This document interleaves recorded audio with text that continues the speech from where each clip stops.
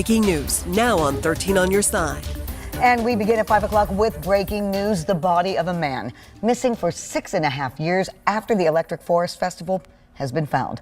I'm Juliette Dragus. And I'm Elena Holland. Kevin Graves was 28 years old at the time he went missing from the festival in 2018 in Rothbury. On Monday, police were called to a wooded area near the campgrounds of the forest for a report of human remains found. 13 on your side's Micah Cho joins us now from the newsroom with more on the end of the search for Graves. Micah? Juliette and Elena, we just learned this only a few minutes ago. According to Michigan State Police investigators, anthropologists from Western Michigan University confirmed it was Graves this morning through dental records. However, a cause of death has not yet been determined. The multi-day Electric Forest Music Festival draws thousands of guests and campers to Rothbury every year around June. 2018, it brought Detroit area native Kevin Graves, then 28 years old, to the area. However, July 1st was the last day he was seen, according to his brother. When his disappearance was first reported, Graves got into a verbal argument with his girlfriend and then walked away. And since then, investigators, friends, and family have been searching waters and woods in Oceana County and have handed out flyers at the entrance of Electric Forest campgrounds.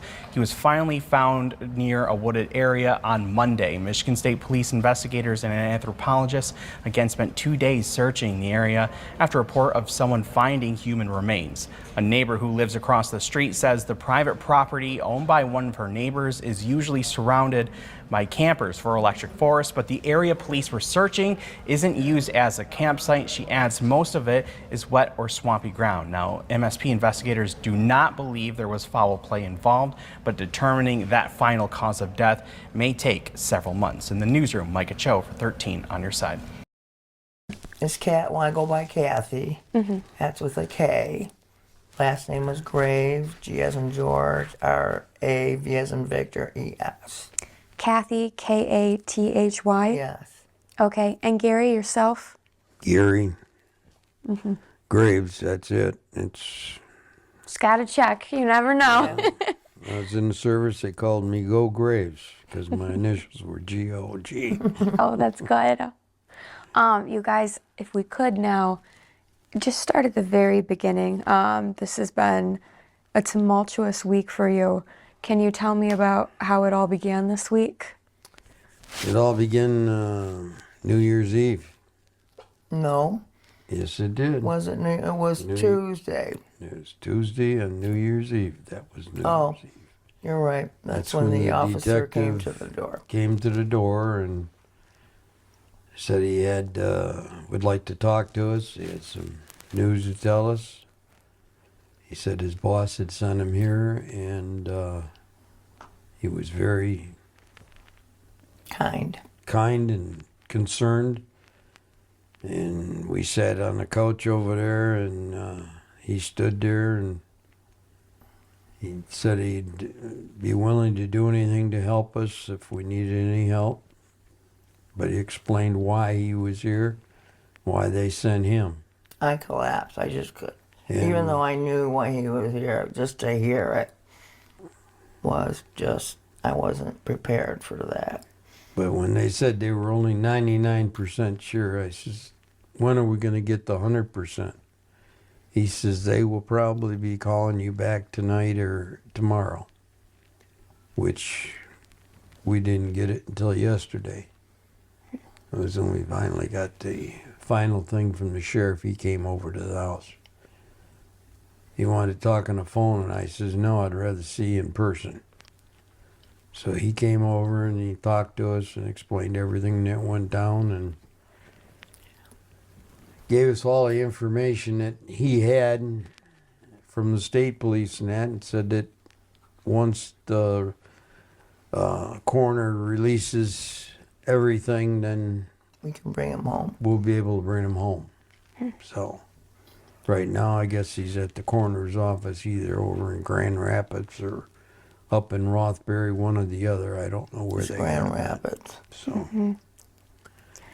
and we're just waiting for the end to come so we can Have some peace. have some peace about this whole thing, because, I mean, We knew he didn't walk away. yeah, we knew that didn't happen.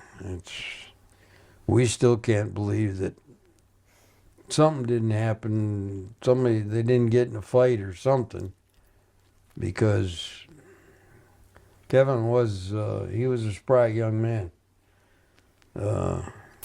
Everybody loved Kevin. He was tough and he was rough.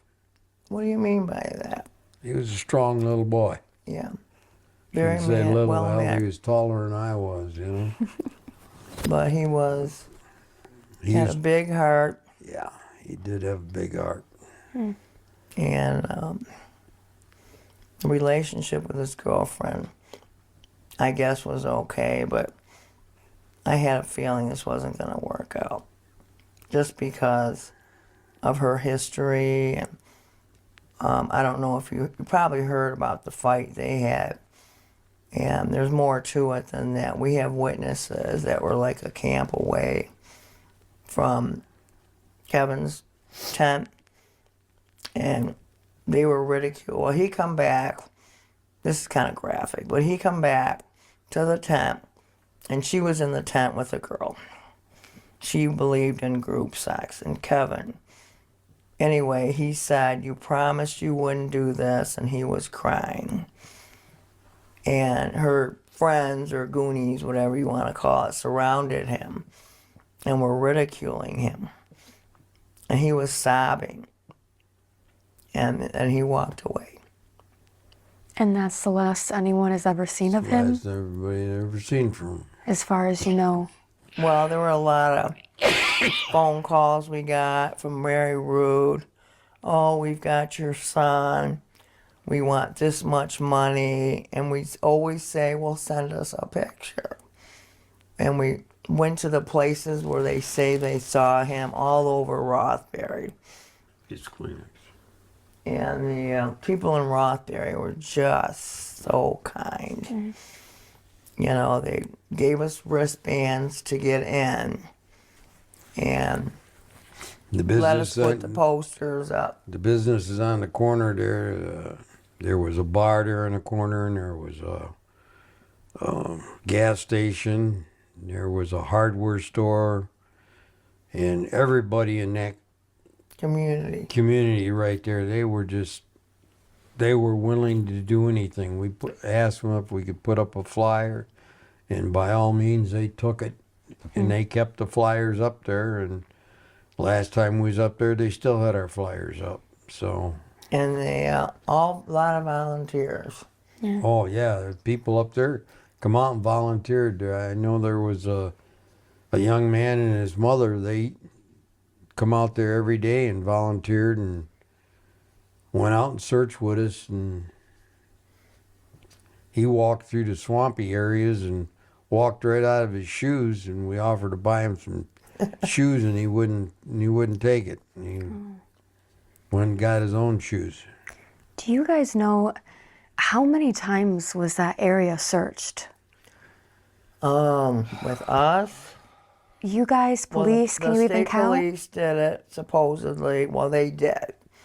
And numerous times with us.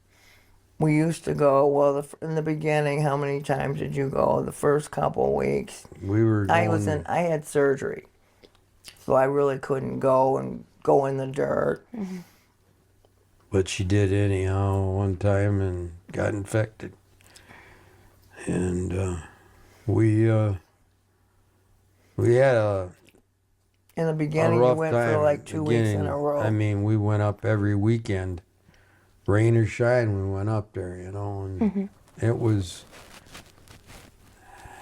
get out there and do it, because that was the only way we were going to do things. And we just get out there. Everybody was, a lot of my friends and family members, and everybody didn't care what the weather was like. They were willing to go and give us their help, and God bless them all, because they all stuck with us through thick and thin, friends and all.